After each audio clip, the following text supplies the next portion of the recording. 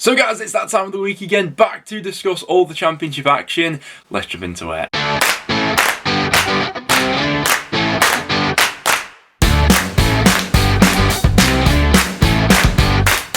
Guys, welcome back to another video on the channel. Obviously, only 11 matches to go over in today's video, as we of course have another one taking place tonight in the championship, but still got plenty of talking points, and as always I want to get your guys' thoughts in the comments down below. We had a fair few controversial decisions going on this weekend, which I'm interested to hear your guys' thoughts on. Obviously, after the game has taken place tonight, we'll have an update coming out on the Prediction League, but if you do go on to enjoy, make sure to leave a like, and without any further ado, let's jump into talking about these matches. So starting out at the Hawthorns on Friday night, we had a goalless draw being played out between West Brom and Nottingham Forest. We spoke in the preview of this one about West Brom's lack of cutting edge in the final third, and in the end that was on show for this one once again. If you look at that front three on paper, and you look at Callum Robinson, Colin Grant and Grady Diangana, theoretically that should be one of the best front threes in the championship, but for whatever reason it's just not clicking whatsoever at the moment. There doesn't seem to be any sort of fluidity between those three players, and maybe that's a systematic thing in terms of how West Brom build up the ball from the back, and the reason why those three aren't particularly flourishing at the moment. But in terms of individual form, I don't think that anyone particularly is playing great for West Brom in that department at the moment. Forest themselves had chances in this one, and they were helped by that Malumbi red card in the second half, which was really silly considering he was already on the yellow, but reckless challenge in that one, particularly the way he followed through with that challenge. But it was West Brom who had the best chance to go on and win this game, but Jordan Hugill just couldn't stick it away. The worrying thing for West Brom at the moment is probably the fact that the teams below them have made up so much ground on them recently, because Bournemouth haven't really pulled away from them like they maybe could have with this recent run of form that West Brom have gone on. Bournemouth themselves have been dropping points recently, but West Brom are only, I think, now 3 points away from dropping out of the top 6 in general. So yeah, a bit of a slippery slope for them at the moment, and those same problems keep on rearing their head game on game at the moment. So yeah, that's up to Ishmael to sort it out sooner rather than later. Next up then to Deepdale, and to a really good performance from North End, to be fair, in a 1-1 draw with Fulham. Now, seeing the team line up for this one that Fulham were coming into this game with, I was a little bit nervous, because beforehand we'd heard a lot about the illness that was going around Fulham at the moment and all the potential players that were going to be missing from this one, but they were pretty much all back for this game, and they got off to the perfect start. Frustratingly so, it was another set piece conceded by Preston in this one.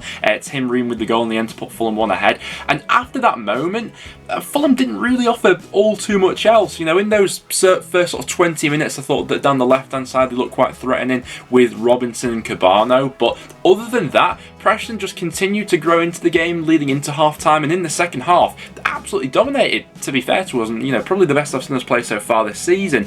In the second half, there were some pretty controversial decisions made on both ends, I think it's fair to say. I think that Anthony Robinson was incredibly fortunate not to be shown a straight red card for his tackle on Tom Barkhuizen, but then Preston obviously get our own stroke of luck with the way the goal and the actual equaliser comes around.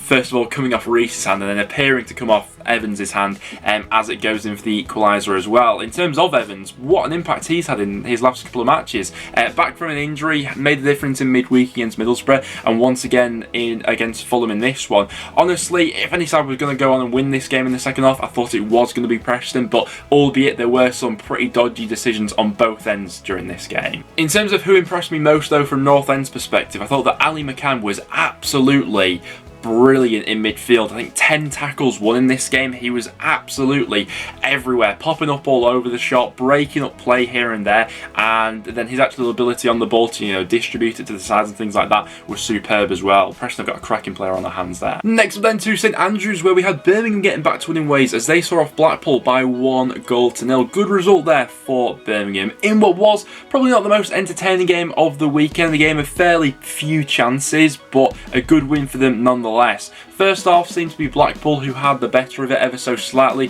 had a bit more of the ball and more of the chances falling their way. It looked like Keshi Anderson was the provider of the majority of those chances. He probably looked like Blackpool's most lively player in that first half. Getting into the second half though, and from what I've read, it seemed like Blackpool seemingly just lost their shape a little bit in that second half, and that allowed Birmingham to capitalise with the chances they had going forward. And Lucas Djukovic coming up with his first goal in 3 months for Birmingham to go ahead and win this one. one. Very tight offside call, but if you see the angle from the side, he is in an onside position, and so rightly that goal was given, and Birmingham wrapped up all 3 points in the end in what was a pretty tight match. Next up then to Bournemouth up against Coventry. Late drama in this one as Coventry came back from 2 goals behind to draw 2-2 in the end. Now, for large parts of this game, it was Bournemouth who were, dominant in terms of having the ball, creating chances. Jayden Anthony was absolutely brilliant in this game. You can tell they really lack something when he's not there on that left-hand side. First goal, I think we can all agree, he puts a cross into the box looking for Solanke, ends up deceiving the keeper and going in at the far post. Similar thing for the second goal as well, but this time it is Philip Billing who gets on the end of his ball. And at 2-0 up, Bournemouth are looking pretty comfortable. A couple minutes later though, and Jefferson Lerma picks up that red card. To be honest, I think he's dropped in it a little bit by what is a pretty poor back pass from Jack Stacey. Lerma himself takes a bit of a dodgy touch and obviously brings his man down. Even when they were immediately reduced to 10 men though, Bournemouth still looks pretty stable, still in control in terms of having the ball in possession and things like that. But as soon as Godden gets that goal back in the 85th minute, that's when I think a little bit of panic sets in. Bournemouth make a couple of changes after that, just seem to lose their shape a little bit, and Coventry throw absolutely everything at them. And it's a cross by Todd Kane which goes ahead and wins this one, falls in at the far post, and a great result for Coventry. Frustrating one for Bournemouth because this isn't the first time we've seen them throw away a 2-goal lead. But like we were mentioning before when we were speaking about West Brom, the saving grace for Bournemouth at the moment really is, despite them having a little bit of a blip themselves recently, West Brom have made no ground up on them recently because they have also been losing matches. Next then to Huddersfield up against Middlesbrough, and finally Chris Wilder has that first win under his belt as Middlesbrough manager. Now, like we've been saying in the last couple of matches with Middlesbrough actually, the performance levels generally since Wilder has come in have been pretty good, and they have deserved more than that 1 point they picked up in his first couple of matches. But once again, a really good showing in the first half here from Middlesbrough. The 2 wing-backs thought were fantastic for this one in Bowler and Jones. It's Jones with the assist for the first goal into Duncan Watmore, who probably stole the show in this one, and with how good he was at leading the line. Great finish for the first goal, but the second one really was the icing on the cake. Lovely ball over the top from Crooks, and then just a little dink from Duncan Watmore. Real composure in that sense to make it 2. Once again, going into the second half, Borough continued to create some chances. Watmore nearly setting up Sproul to make it 3, and that would have been the game done. Huddersfield on about the 60-minute mark make a few substitutions, change around their shape a little bit, and try to be a little bit more aggressive in terms of getting further up the pitch. I think from that point onwards, Borough dropped a little bit deeper, and that's something that we have seen from Middlesbrough in the last couple of matches as well. But having already had that 2-goal lead, I think they were fairly sort of happy to go ahead and protect that, obviously. Huddersfield do get a goal back in the 93rd minute. It goes down as a Daniel's own goal, but in the end that was always going to be a bit of a consolation one. Huddersfield didn't look great for this one, but Middlesbrough finally getting that first win under Chris Wilder. Good performance again. Next up then we go to Hull, who won again 2-1 against Millwall. Now, in my preview to this match, I thought that this might be the first game in a while that Hull might have ended up coming a little bit unstuck in, but fair play to them. And the fact now that they've got a cushion of 5 points between themselves and the bottom 3, that seemed like it was a million miles away a couple months ago. So fair play to Hull for turning this around recently. Honeyman with the opening goal, that's what you want all good sort of number 10s to be doing, making those sort of late runs into the box. It's a nice ball in, which Honeyman gets on the end of to make it 1. Bradshaw equalises for Millwall just before half-time. Some lovely work by Benicophobe to send him through own goal, and you'd think that would be the sort of kick-starter to really set Millwall up for a good second half, but we didn't quite get that immediately, and the second goal that Hull scored was another quite poor one from Millwall's perspective. I think it was like the third time of asking. Longman manages to get it into the back of the net. There was a crowd of bodies that numerous shots went through before Longman gets on the end of it to make it 2-1 to Hull. After that then we have a lot of sort of probing from Millwall, all whilst not crafting out all too many clear-cut opportunities, and Hull managed to hold on for that much-needed 3 points. So, yeah, with Millwall, like a lot of teams in that middle part of the table at the moment, it always has just felt like 1 step forward, 2 steps back with the sort of inconsistency of results. And another frustratingly inconsistent side in the Championship at the moment is Luton Town, who things just aren't quite clicking for at the moment, are they? Down to 15th in the Championship after this loss today. Disappointingly so, undone by 2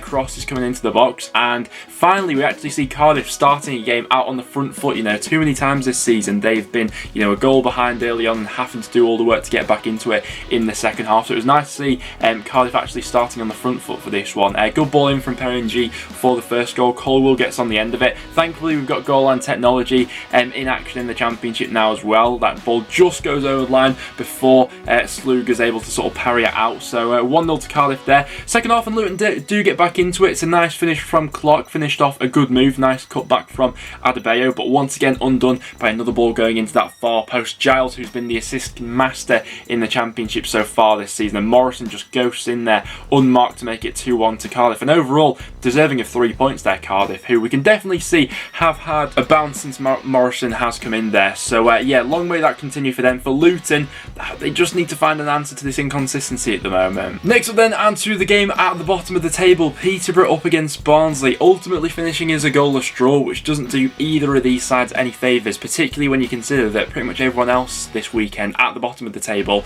went ahead and won. It now leaves Peterborough 4 points adrift of safety and Barnsley 8 points adrift of safety. I do think that Barnsley's situation is looking particularly grim compared to Peterborough's, especially when we look into the individual performance of both teams in this game, because I think that Peterborough will probably see this one as a bigger missed opportunity given the chances they had in this game.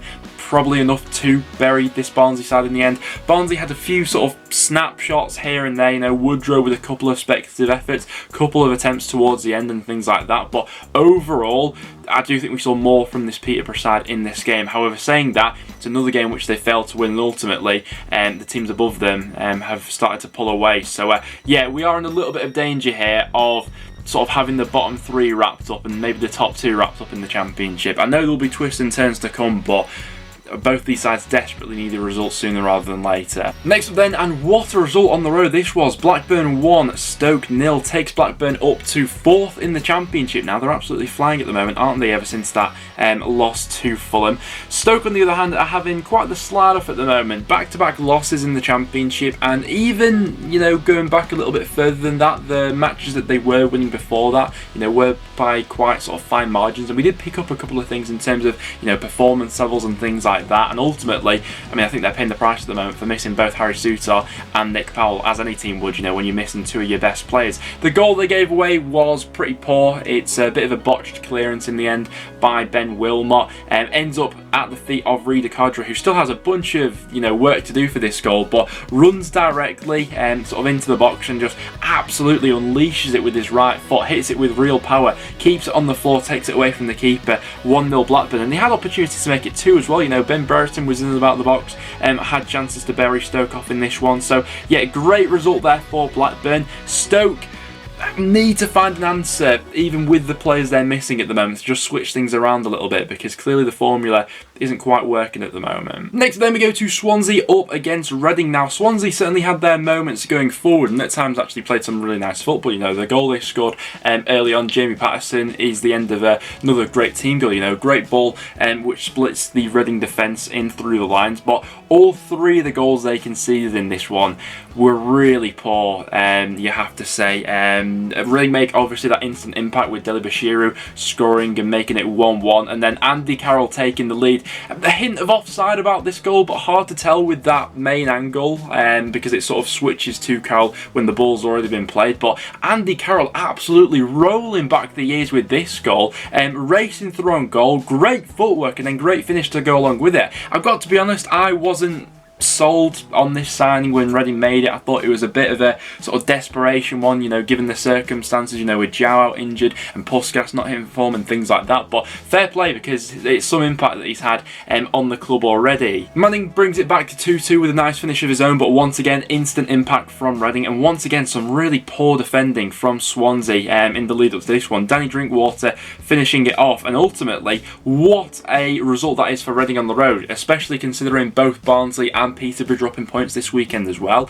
Good weekend all round there for Reading. And then as our last game to talk over for today's video, we head to Bramall Lane for Sunday's game, where it was Sheffield United beating Bristol City by 2-0 in Paul Heckingbottom's first game in charge of the club. And honestly, Sheffield United looked pretty good for this one. Could have easily had more than the 2 goals they went on to get in this one. Bristol City didn't look great, to be honest with you. Best chance they had probably fell to Chris Martin, but Foderingham, who was in net for Sheffield United, was more than equal to that one. A lovely finish from Ryan Brewster. We saw that type of finish quite a lot from his time at Swansea, and you know, when he does get into those positions, he does have it in him to come up with the quality. And obviously Billy Sharp later with the goal in the 89th minute to wrap it up. But best player on the pitch by a country mile in this one was Morgan Gibbs-White, playing in that sort of free role behind the striker, in off the right hand side. I thought he was absolutely brilliant in terms of his overall creativity to this game. He deserved the goal himself with how well he played, and yeah, if you get him sort of in those positions in the final third, he's going to cause damage to the opposition at every given opportunity.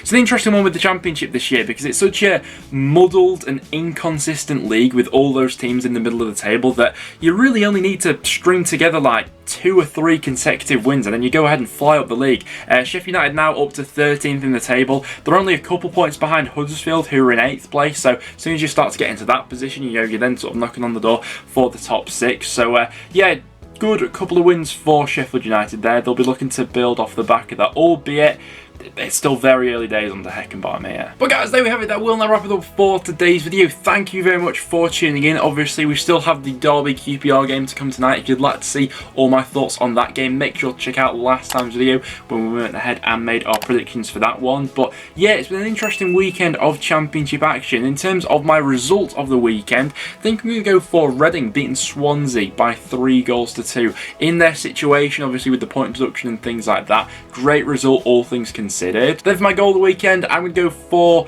Blackburn's Rida Cardra for that one. Lovely finish from outside the box. So yeah, make sure to get all your thoughts in the comments down below of all this weekend's action. But apart from that, thanks for tuning in, and I'll see you all in the next one.